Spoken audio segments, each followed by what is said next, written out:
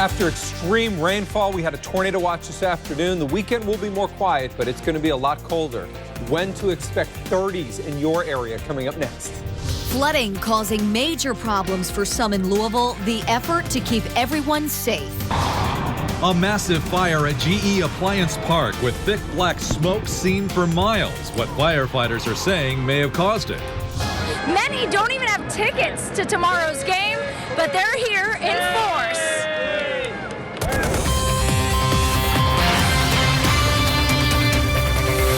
Thanks for joining us on your Friday night. I'm Lindsay Allen. And I'm David Scott. Flooding and fire, the two big stories in Louisville tonight. 200 firefighters have been battling the incredible blaze at GE's Appliance Park today.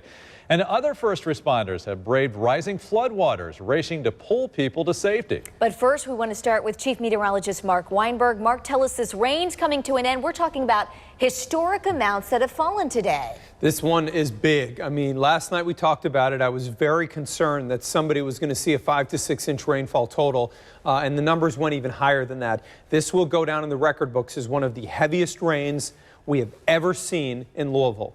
Not just for the month of April, ever in Louisville. Let me show you outside the problems it caused, and they were significant. This from Route Road in Louisville, and you can see, I mean, just absolutely areas covered with water. National Turnpike went completely underwater during the worst of this. And as we stand, we still have flood warnings in Louisville. Flash flood warnings remain in effect for Shelby, Spencer County, through the Lexington area. Looking at some of the totals over the last 24 hours, they are just insane. 2.34 in the Knobs, 2 in Clarksville, the east end of Louisville, 3, and then it goes to insanity. 6.78, that's official at the airport. 5.28 in Valley Station, Fern Creek, 8.29 inches of rain in the last 2 days, and J-Town, 7.18. Fern Creek, over 8 inches of rain in just the last basically 30 hours. Officially, just today alone, Louisville has seen 5.57. That breaks the record for April for the heaviest rainfall ever on a single day. The prior record was 4. We destroyed that record, and today is now the 4th highest single-day rainfall total ever in Louisville. We've got a tornado watch remaining in effect for the southern part of our area. What you will notice is these storms, simply put, are struggling. Showers and thunderstorms near Shelbyville. In Louisville, it's just rain right now. Showers right now from Loretto through Hodgenville. And I got to say this, we feel that this tornado watch was way too aggressive. We also feel that even the risk was overplayed on this storm system. The bottom line is, I can't rule out isolated severe at best. I don't think that this is much of a chance at all. And for Louisville, I think the severe weather risk, as mitigated as it was, is over. All right, Mark, thank you. The big story we've been covering since early this morning. More than 200 firefighters from every fire district in Jefferson County have been battling a huge fire at GE's Appliance Park. WDRB's Fallon Glick explains the fire is now contained, but there's still a lot of work ahead. Fallon. Well, the call came in around 7 this morning to this building that covers 6 acres. And as you can see behind me, the smoke is still billowing into the sky. And the building is actually barely visible right now with the wind and rain and smoke mixture. But officials do believe the building is a total loss. Red and orange flames lit up the early morning sky on Friday. Heard this morning right around 7 o'clock all the fire trucks leaving, knew something big was going on. Building 6 of GE Appliance Park, which houses production parts, became fully engulfed in flames and slowly began to collapse around 8:30 in the morning. When the fire crews first arrived on scene, they actually were able to get to the seat of the fire, but they had to back out because of the intensity. Chief Tyler says lightning may have started the fire. That is a highly possibility of the origin of the fire. Only a few workers were inside when the building went up in flames. None of them were injured. As the day went on, the plume of smoke continued to grow. More shock and awe than anything. The white smoke that you see is where the fire was. The dark smoke that you see is what's burning now. So there are petroleum products and other chemicals that are involved in this fire. Residents within a half-mile radius of the plant were told to stay inside for most of the day. Some people listened. I did come back this morning and I had shut down my closed my window in my house, turned off my heat. Others did not, coming to Appliance Park and taking pictures. It's just to see the first-hand account, what's actually going on. Firefighters say the area around GE has very low water pressure. We're using water now as you speak. The problem is we just don't have enough of it. And he says the rain didn't help. All it does is hamper our conditions that we have. It keeps the smoke down and the visibility goes down outside the building. Chief Tyler says working this fire will be long, labor-intensive, and will last into tomorrow. So far, no injuries have been reported, and all production at Appliance Park has been canceled into next week. Reporting live along Poplar Level Road, Fallon Glick, WDRB News. Fallon, thank you. And our viewers have been sending in some incredible photos to our WDRB Facebook page. Here's a look at some of the pictures of the smoke seen from all over Kentuckiana. We start with this picture from Rick in Jeffersonville showing us that plume of smoke, how visible it was even from across the river. We move to Stephanie Majors here in Fern Valley. A look at the plume of smoke. Catherine Burris Yates, another view across the river from Clarksville, Indiana. The skyline of Louisville there in the background. Kenzie Oyer shows us the two problems we've been dealing with today, the flooding and, of course, the smoke from the GE fire today. Philip Shoemaker, this is on Pinewood Road, about 6 miles from Appliance Park, and this is the debris chunk that he found in his yard today. And one more time, a look from Amy Blevins in Jeffersonville showing us again that huge plume of smoke that just hovered across downtown Louisville. Again, we thank you for helping us getting a better look at today's fire from all perspectives across the area. For more pictures, we do have a slideshow we want to let you know on WDRB.com. Meanwhile, now to the other big story of the day, incredible flooding. WDRB's Travis Ragsdale shows us which areas have been hit the hardest today. Flooding continues to be a concern all over Metro Louisville. Right now, we're at Outer Loop right near New Cut Road, and you can see Outer Loop right here in front of the Kmart is a lake at this point. There's been a number of cars that we've seen that have gotten stuck in this area, had to be towed out. They've stalled out. Again, just a reminder that if you see standing water in the road like this, to not drive through it. Louisville Metro Fire says they've made over 200 water rescues since early this morning. Some of them were people stranded in cars, like I mentioned, after driving into high water, but others were at home or at an apartment. Several apartments in South Louisville have flooded first floors. MSD says areas have seen anywhere between 4 and 8 inches of rain since yesterday, causing all of these issues. There have been over 60 temporary road closures to this point, some of those the result of road collapses, which will cause those roads to be closed for quite some time. Meanwhile, others are less worried about the roads and more worried about where they'll stay until these floodwaters recede. Woke up to somebody telling me that I needed to move my car because it was flooding really bad. Then about an hour later, the rescue people was knocking on doors telling us that we had to evacuate our apartment.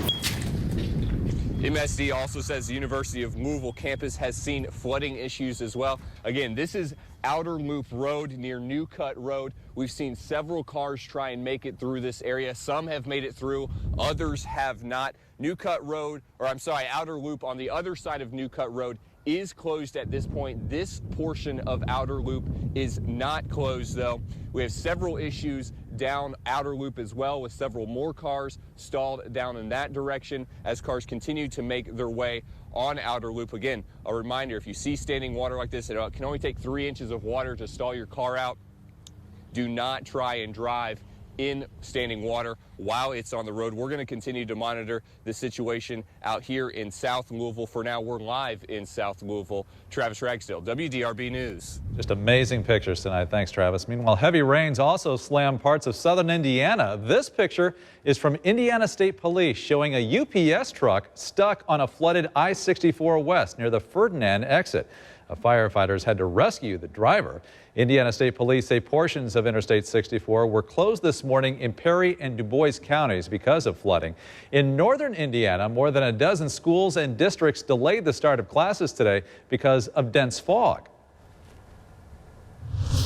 In some lighter news tonight, they are looking to shut out the Wisconsin Badgers for the second year in a row. And with the game happening only 100 miles away, WDRB's Courtney Godfrey tells us Big Blue Nation is showing up in Indianapolis in full force. Courtney? Lindsay, I can't say I'm surprised to see so many Cats fans here, considering how close we are geographically to Kentucky. But I will tell you that the moment those Cats hit the court today for practice, it was blue, blue, and more blue in the stands here at Lucas Oil Stadium. Up and down every aisle. The Big Blue Nation is heard loud and clear. Kathy Gillespie, or Crazy Cat, as she's more commonly known, fulfills all your crazy cat expectations. Well, everybody thinks I'm a Duke fan, but hello. Look, the D's gone and the E's gone. What's in the middle and what's underneath? UK #1. Many got to Indianapolis extra early Friday to ensure a close seat for practice at 3 o'clock. We left from Kentucky at like 5:30 this morning, so we got in here at 10 o'clock this morning, so they opened the door. While others signed up for a weekend trip to Indy a little too early, as a few Cardinal fans could be spotted among the sea of blue. And I got 2 tickets to the weekend, and I was hoping it'd be Louisville versus Kentucky because she's a Kentucky fan, but unfortunately we got Izzo'd. Leaving people in Kentucky to do what they usually do, choose red or choose blue. Who's going to win the UK-Wisconsin game tomorrow? Wisconsin, definitely. Oh, this interview's over. And my disapproval isn't unwarranted. I've got a 13-year-old backing me up. What do you say to people who hate on the Cats? Because there are a lot of Cats haters. I'd tell them to shut up. As you can see, we had lots of fun out there today meeting all these Cats fans. I will tell you that many of those that we talked to are actually going to be watching the game from home. Many of them didn't have tickets for tomorrow's game.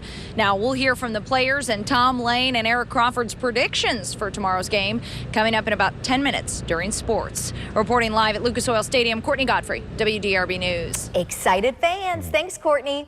Indiana is not buying it. It's a new campaign to protect some of those most at risk, the connection to this weekend's Final Four. Plus, the gentleman said she's about to have the baby. A baby born on I-65 in the middle of bumper-to-bumper traffic. The moments drivers realized the mom needed some help. we now know the name of the Metro Corrections officer who shot 2 men near the Clifton Kroger store yesterday. Officer John Hagan is a 14-year veteran of the department. Corrections officials say he was trying to arrest 31-year-old Michael Thornton, who had multiple warrants for escaping from home incarceration. Authorities say Thornton started driving toward the officer in an aggressive manner. Hagan fired his weapon, hitting Thornton and a passenger. Thornton remains hospitalized with additional charges pending. Hagan's been placed on paid administrative leave during the investigation. It's a new awareness campaign aimed at combating child sex trafficking leading up to the NCAA Final Four. Around Indianapolis right now, you'll see the slogan, "Indiana's not buying it," on billboards and city buses. Now, this PSA from the Attorney General's office stars professional athletes and sports personalities. It drives home the message that police will not accept excuses from men who say they didn't know that sex with underage children is illegal. Attorney General Greg Zeller says the statistics show the demand for commercial sex increases dramatically when large numbers of men gather for sporting events. A presidential backup and a baby that just wouldn't wait. WDRB's Gilbert Corsi tracked down the driver who made a very special delivery on I-65. First of all, sorry I'm late. And because you were late, Mr. President, Louisville had to wait. I knew it was going to be a long drive home. Tanya Vetter sat among thousands in traffic Thursday, bumper to bumper with nowhere to go as roads shut down for the presidential motorcade. I was just kind of listening to music and hanging out. Hanging out when an emergency broke out right in front of her face. There were 2 gentlemen that were out of their car on their cell phones, pacing. On I-65 near Fern Valley Road. You could tell something was wrong. I wasn't quite sure what it was. The ambulance delayed by a presidential gridlock. The gentleman said, she's about to have the baby. Making Vetter the right person at the right place. I'm a high-risk nursery nurse at Floyd Memorial. At just the right time. It actually happened very, very quickly, and I think she pushed 1 time and the head delivered, and then she pushed again and the baby was born. Baby Arlie arrives weighing 8 pounds, 9 ounces. Pictures all over the internet saying baby miracle. Other drivers pitched in with a shoestring for the umbilical cord and a blanket to keep the baby warm. I've attended a lot of deliveries. I have never delivered a baby on my own, and I've certainly never delivered a baby in the middle of an interstate. God was definitely watching over me, the mom, the baby, because the mom, she could have hemorrhaged, the baby could have had a cord or a shoulder, or any number of complications could have happened. Mom and baby are doing just fine. I checked with University of Louisville hospital officials. They tell me that they're here and all things considered are in good condition, but not quite ready yet to meet the media. Which Tanya Vetter totally understands. She's a mother of 5 herself and says each one is a very special delivery. Congratulations, and enjoy that sweet baby. Gilbert Coursey, WDRB News. Mark Weinberg's WDRB weather forecast has the seal of approval from the American Meteorological Society. Maybe you're a little bit like me. The last 24 hours maybe left you a little bit with a headache. The weather has been wild. Record-breaking weather actually in the last 24 hours. We still have aerial flood advisories here for Louisville, and this is residual. There's not a lot falling still, but so much fell that there's going to continue to be issues. Officially 5.57 today. For the month, 6.74. Year to date at 17, and we're over 6 inches above normal. Remember, we started March with a rain deficit. The official 5.57, remember the day's not done yet, is a 24-hour record, a single-day record for the month of April. I just really want to mention again, 4.08. We didn't break the record, we demolished it by over 1.5 inches, and this is the 4th highest single-day rainfall ever in Louisville, ever. Looking at our tornado watch here, I will tell you, Jeremy, Rick, and I were all here when this tornado watch was issued, and we all kind of came at this with the same thing and said, why so aggressive? And it really turned out to be too much. I mean, just too much. Linda Norton sent us this picture here of some flooding from the area today. John Weeble from Fern Valley. I mean, this picture speaks for itself. Everything underwater. And this picture sent on the WDRB weather app. What a remarkable picture of the GE fire. Some of the pictures are just blow your mind. This one was overstated. It is simple. The Storms Prediction Center went very, very aggressive into this, too aggressive, and it's not going to verify. There's still rain showers here in Louisville. We've got some lingering stuff right now in Shelbyville. Here's one of those rain showers right now, the west end of Louisville, coming along the Waterston Expressway. Prospect through Crestwood, you continue to see some rainfall. In E-Town, storm threat generally over. Magnolia, Raywick through Springfield, and then even in the southern part of our area. Like I said, this was an overstated severe risk and an overstated tornado watch. In my opinion, it just should have never been issued this far to the north. And it looks like they've actually may have canceled the northern watch. Jeremy, if you could check that western watch. I'm curious if we still have counties in it, but it looks like they're slowly but surely pulling these watches right now. Nashville is where the severe weather is. That's currently what we have left over. And there is actually a tornado warning east of the Nashville area. Our temperature right now, 54 degrees. Winds have shifted to the north-northwest. This means the severe threat is over for Louisville. Temperatures are dropping quickly. And you can see the cold front, 52 degrees from Lanesville, 55 degrees from Brandenburg, 67 in Munfordville. And looking at the dew points, that is correct. It looks like the tornado watch was canceled, so we only have a couple more counties left in that watch. 45 from Atlanta, 63 is the dew point in Nashville, so that's a little bit higher. You can see Advanced Track continues to push that front through, and everything is over. Show's over by 9 o'clock. By tomorrow morning, let me turn over to temperatures, and it's a little crisp tomorrow morning. 35 in Louisville, 35 degrees from E-Town. In the afternoon, temperatures are going into the mid-50s for high temperatures. It is going to be colder, but you know what? I'm done with rain for the month. Let's just shut it down for the rest of the month. Normally we see 4.01 inches of rain for the entire month.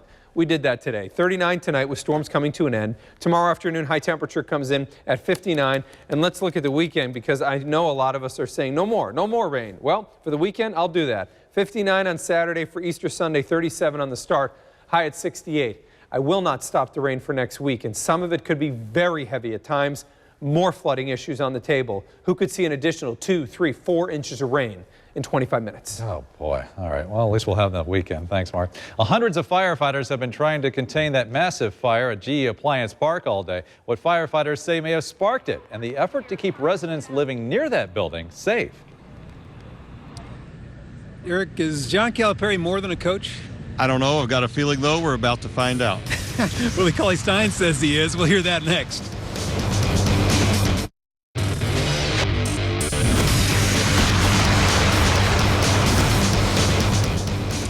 We are just a day away from actual basketball games here in Indianapolis. Final Four time. And Eric, we've got some of the great college coaches in the game gathered here. More Final Fours between them than at any time in the last 30 years. How important is coaching at this level in these games? Well, I think it's huge, and I think it starts to get really big in the Elite Eight. Look at the coaches we had in the Elite Eight. Look at the guys who are here now. If you have the best player and a clear-cut best player like Connecticut had with Shabazz Napier, it's one thing, but these are guys who can either win games or make decisions that lose games for you, and it's huge at this level. John Calipari has been here before, fourth time in the last 5 years with his Kentucky team. One of his top players, Willie Cauley-Stein, says with Cal, he's more than just a basketball coach. He's just like a life teacher. Like, he's a life coach. He doesn't just coach the game of basketball. Like, he wants us to become men. It's not all about basketball. It's not all about wins. It's not, like, regardless whether, we won games or not, Coach Cal is still going to be Coach Cal. He's still going to be really successful. He's still going to do all the things he does. So I think one of his biggest, teaching moments is actually making us into young men and teaching us life skills to use, when we're done playing basketball or when we take a next step. I don't live and die with this stuff. The people that know me know I have other interests. I'm focused on helping these kids reach their dreams. Their dreams are my dreams. I sit on the same side of the table as them and their families. Want to win for the university I work for, want to win for the program. But the reality of it is our season ends June 28th here. And that's when our season's over. Cal referencing the NBA draft, and he has obviously had great success. 30-win seasons have been the norm, 38-0 this year. And as we saw there, it finally got him the AP Coach of the Year award this year. He's won other Coach of the Year awards. This is a big award voted by the media, so it's a big deal for him to win it. I've got a column at WDRB.com talking about how John Calipari is really the man for this moment. He's been out ahead of the curve on one-and-dones, about being an advocate for players and a lot of issues that have now come into the mainstream. He was out in front of them, and he's done a great job getting guys, elite players, to play together, and that's as evidenced by this team. Yeah, and a lot of other guys, Mike Krzyzewski for one, right here, trying to kind of follow his lead a little bit in that. Well, look, Krzyzewski now has similar talent to Cal, and he realizes the challenges in what Calipari is trying to do. We will have more coming up tonight at 10 from here in Indianapolis. For Eric Crawford, I'm Tom Lane, live outside Lucas Oil Stadium for WDRB Sports. Excitement is building. Thanks, guys. A heavy rain overnight and even more this afternoon. The flooding problems now around Louisville and the effort to keep everyone safe. More shock and awe than anything. And no end in sight for that massive fire at GE Appliance Park. The manpower it's taking to keep this fire under control.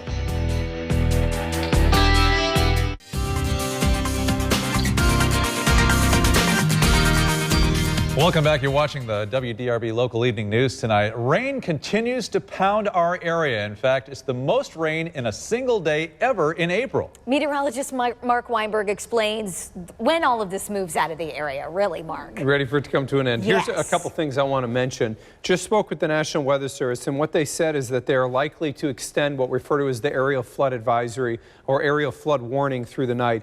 And the reason they want to do this is because the ongoing flooding is going to persist. It's going to take some time for the system to swell back down, even if the rain's not falling anymore. So that's something to note here. We've seen flooding across our area that has been absolutely extensive, and in some cases just catastrophic flooding where entire streets have gone underwater, neighborhoods underwater. There'll be so many basements, so much damage that has been done from some of the flooding that we have seen. We also had the GE fire where we got pictures on the app from that. It has been a very, very eventful couple of days in an unfortunate way. We continue with this aerial flood warning for Du Bois, Crawford, Harrison, Jefferson, Bullitt County, Spencer, Shelby, and then the flash flood warning for the eastern part of Shelby and Spencer County. I will tell you that the Ohio River is likely to at least approach minor flood stage over the next couple of days. It is rising extremely fast. The Salt River, the Muscatatuck River, a lot of our rivers that traditionally flood are either in flood stage or will continue to go upward. Rainfall amounts 6.78 inches is what I've got for the 2-day total in Louisville. 8.29 Fern Creek, excuse me, which is a ridiculous total, 8 inches in 2 days. For what it's worth, we normally see 4 inches of rain for the whole month of April. And the 5.57 today is a 24-hour record for April and the 4th highest single rainfall total ever. I just spoke with the National Weather Service also about dropping counties, and what they said is they're going to continue to watch, and they will likely in the next maybe half hour to 40 minutes start to remove counties from the tornado watch. I don't think there's any threat whatsoever in Louisville. There's still some showers in Lebanon. I don't think you've got much of a threat at all of severe, nor do you in the Columbia area. I think overall this tornado watch was a bust, in my opinion, and should have never been issued. I think it was issued knowing the fact that we had an atmosphere that really had been worked over from some of the rain. So I don't see this as anything major from a severe perspective. Do not. Now, next week, we could see more heavy rain amounts coming up in about 10 minutes. All right, thank you, Mark. And all that rain we've gotten today has caused some serious flooding problems across Metro Louisville. WDRB's Travis Ragsdale shows us what areas are still dealing with those flooding issues tonight. Travis? Really, it's a waiting game. Not much can be done until floodwaters like these start to recede. We're on Outer Loop right near New Cut Road. A number of cars trying to make their way on Outer Loop through these floodwaters that we're seeing here. Again, this is just a good reminder that we've seen a number of cars stall out here on Outer Loop just in the past 10 minutes as several cars have tried to make their way through these floodwaters. Now, most of these flooding concerns are in the southern portion of Jefferson County. MSD says areas that historically flood, like Okolona, Preston, and Fern Valley, are seeing issues right now. Also, anywhere along Beargrass Creek, Newburgh Road, the Bashford Manor area are also areas with issues. There have been over 200 water rescues by Louisville Metro Fire up to this point.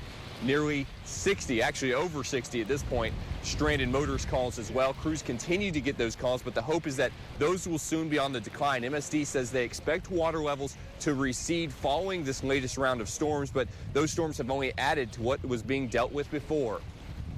We would expect after this afternoon's rain that's occurring now through this afternoon, we're going to have some additional flooding that will continue. There have been a number of road closures as well, at least 60 temporary road closures up to this point. New Cut Road up that direction on Outer Loop up near New Cut Road closed in that direction. Coming back down here with these floodwaters, though, on Outer Loop, this area is still open. Some drivers have made the smart move and decided to turn around. Other drivers have gotten stranded in these waters that we've seen here. Several just in the past 10 minutes. They've had to be helped out by fellow motorists. We're going to continue to monitor the situation out here, and we'll have more for you on WDRB News at 10 o'clock. We're live in South Louisville. Travis Ragsdale, WDRB News. Thank you, Travis. And throughout all of this mess today, our viewers have sent us some incredible pictures. We want to show you some of the flooding pictures sent to our WDRB Facebook page. Starting in Fairdale, that is a car in that water there from John. Sent us that one. Also want to show you what Highway 22 near Goose Creek Road, what that looks like. This road now shut down. Part of the road obviously badly damaged from the flooding, and Kentucky transportation officials say expect repairs here to take possibly months.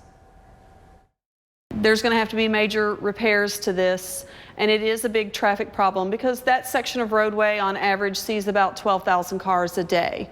So that is going to be, you know, a major shutdown of a through road that a lot of people use, and this road's going to be closed for a while. The repairs possibly take months. And just a few more here. Here's a look from Fern Valley Road. This picture sent by Rhonda. And finally, near the airport, sent from James, the look outside of his front door today. Again, we thank all of our viewers for helping us get a better look at where the major flooding problems are. And you can see more pictures on our slideshow on WDRB.com. Meanwhile, a building covering 6 acres at GE Appliance Park has now been burning for more than 11.5 hours. As WDRB's Fallon Glick explains, hundreds of firefighters have been working to contain those flames. Fallon? Well, at the height of the fire, about 200 firefighters were on scene here at Appliance Park, and we're told the fire is now contained, but smoke continues to billow into the sky. And if you look behind me, the building is actually barely visible except for a small corner. So when things first got started, crews were on scene within 8 minutes of the initial call. When they arrived, officials tell us they were able to get to the seat of the fire, but had to back up because of the intense heat. That's when they decided to use the surround and drown method. Chief Kevin Tyler, president of the Jefferson County Fire Chief Association, says lightning may have been a factor in causing the fire at Building 6. He also says the heavy rain has given them more problems because it keeps the smoke down and decreases visibility. He believes crews will be working well into tomorrow. It's going to be a long incident. It's going to be labor intensive. It's going to be taxing, and we're just going to have to do it in shifts. And the building that caught fire houses production parts. Officials with GE say all production will be canceled into next week to replenish supplies. And crews have also been working to keep flames from spreading into other buildings at Appliance Park. And so far, no injuries have been reported. Reporting live along Poplar Level Road, Fallon Glick, WDRB News. Fallon, thank you. Mayor Fisher today announced that Code Louisville, that high-speed tech training program recognized by the president, is getting a big boost. The boot camps across the country, and they're in several cities right now, they meet a growing demand from people who want full-time, concentrated IT skill development. Code Louisville is partnering with the Louisville-based Learning House to provide so-called boot camps, allowing students to learn tech skills online in just a matter of weeks. Meantime, WDRB's Courtney Godfrey tells us how Code Louisville is now being offered to a younger group of students. Often associated with crime and violence, the Beecher Terrace public housing complex is finally garnering attention for something positive. What are you working with? Thanks to 6 high school students, a handful of laptops, and dedicated mentors. And moving them to the CSS file. Twice a week for the last several months, a group of teenagers have been learning to code through Code Louisville's new youth program. Creating a website, I could make people's dreams come true, make my own dreams come true. Justin Jones is a freshman at Ballard High School. He comes to the class in the Russell neighborhood on his own time. I want to work at media companies like Google, Bing, Yahoo, places like that, and hopefully just make websites for other people, help people connect to people. During the 5-month program, the teens build a website and receive help from local software engineers, all free of charge. Well, he's written some inline CSS right here. By this summer, they'll be placed in paid internships with local businesses in need of tech help. We want it to be as easy to navigate as possible. So what we heard from those businesses was, give me an answer, give me something that's affordable, and if we can connect that to younger people who, a few $1,000s might be transformational money, we think that there's an obvious opportunity there. Opportunity for a demographic that's grossly underrepresented in the tech field. It would be a wonderful thing if technology industry looked just like the greater population. There's no good reason why it shouldn't. So we're going to make an active effort to reach out to everyone. As Code Louisville hopes to expand the program to other neighborhoods. Courtney Godfrey, WDRB News. The start of a deal is on the table. Iran agrees to limit its nuclear program. Why some say, though, it doesn't go far enough. And a fire fueled by cars. Just how many new cars and trucks were destroyed? For the first time, the U.S. and Iran agreed to a framework that would limit the country's nuclear program. Peter Ducey explains what could scrap the deal altogether. U.S. allies in the Middle East are warning Washington against working in close partnership with Tehran with Israel, saying a new nuclear framework amounts to a historic mistake. The deal would legitimize Iran's illegal nuclear program. It would leave Iran with a vast nuclear infrastructure. Broad specifics of the deal include mandates for Iran to reduce its centrifuges, and it must agree to inspections that verify compliance. In exchange, the U.S. and the UN would begin lifting economic sanctions. We're talking about a marginal shift here, one that's very important for Iran and their economy, but not one that fundamentally changes or upsets the balance between the United States and Iran vis-a-vis our economic sanctions policy. Republicans want Congress to pass legislation that allows lawmakers to accept or reject any future deal. The GOP-backed Senate bill is already appealing to some Democrats, proving it'll take heavy-handed work from the Obama administration to keep it from proceeding. We've beaten the odds. We are in a position where we did reach this framework agreement. But the fact is there are important details that still need to be worked out. President Obama has promised he will fully brief Congress on the substance of the Iran deal in the weeks to come, and he is expected to speak with top leaders in the House and Senate himself. In Washington, Peter Ducey, Fox News. Nearly 600 cars destroyed at a car dealership in South Korea. Hundreds of people in the surrounding area were evacuated from their homes. The building and its vehicles were not insured, meaning the dealership lost about $3 million, if you can imagine. Fire officials are still investigating the cause of the fire here. Fortunately, no one was hurt.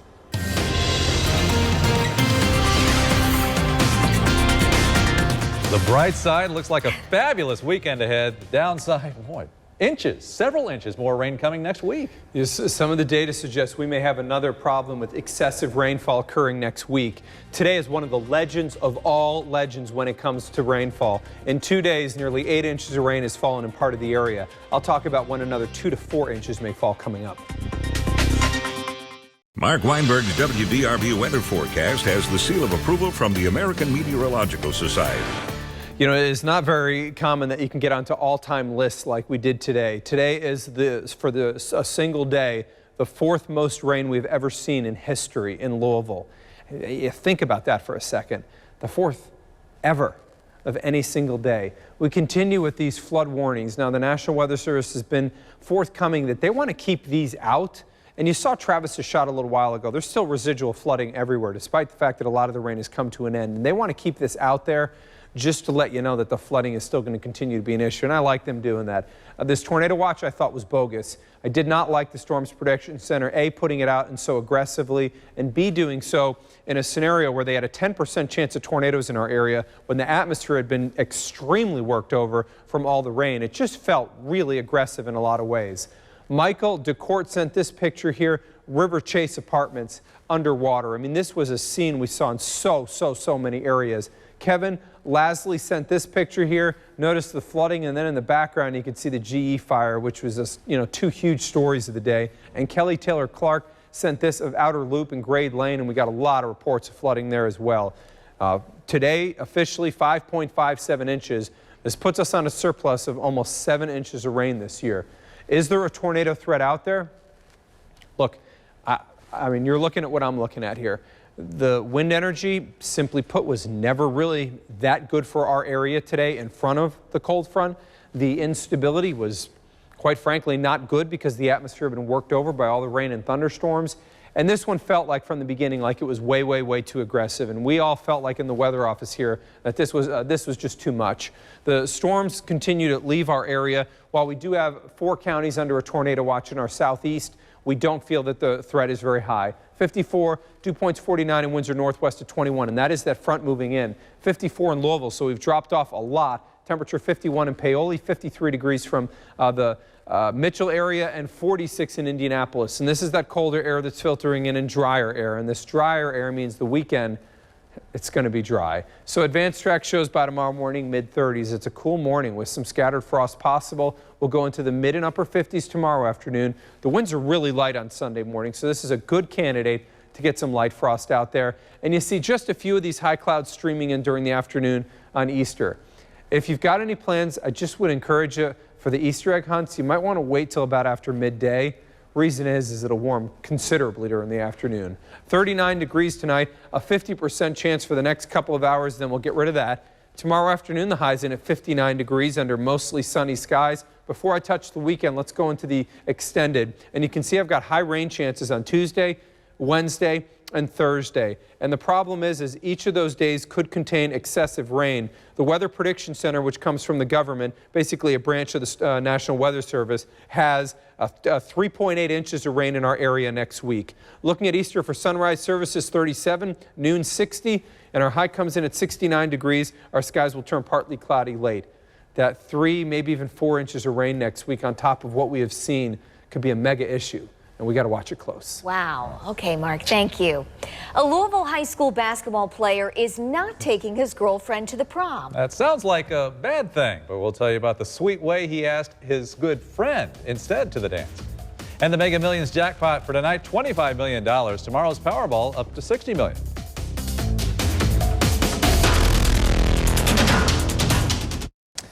Big moment in sports. For the first time in NFL history, a woman has been hired as a referee. The Baltimore Sun is reporting that Sarah Thomas will start officiating this year. Thomas is not a rookie when it comes to wearing the stripes. She began working for Conference USA in 2007 and became the first woman to officiate a bowl game in 2009. She has also worked several New Orleans Saints training camps and officiated a preseason NFL game just last August. A Louisville high school basketball star's sweet prom proposal is melting people's hearts everywhere. Trey Moses, a senior at Eastern High School, tweeted pictures of himself holding up a big sign and giving flowers to Ellie Meredith, who has Down syndrome.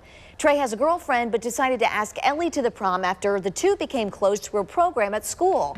It cultivates friendships between students with and without developmental disabilities. Ellie's mom says her daughter is thrilled and is excited about shopping for a new dress for the prom. Great story. Oh, class act right Yes. there. That is awesome. That's going to be a wonderful night. We dry out this weekend but have a little bit more to deal with coming up next week. I think next week we could see more heavy rain. Data suggests we could see waves on Tuesday, Wednesday, and Thursday of some heavy rain. We'll need to watch that very closely. If you do have any Easter plans here, 7:23 is sunrise. So for sunrise services on Sunday, it's going to be cold at 37. By noon, 60 and mostly sunny. And for your barbecues in the afternoon, about 70 degrees. Fantastic. Not bad, yes. Thanks for joining us tonight. More news and weather at 7 on WBKI. Have a great night. Let's face it, a well-fed cam is hardly a model of emotional stability. Now, deprive them of food and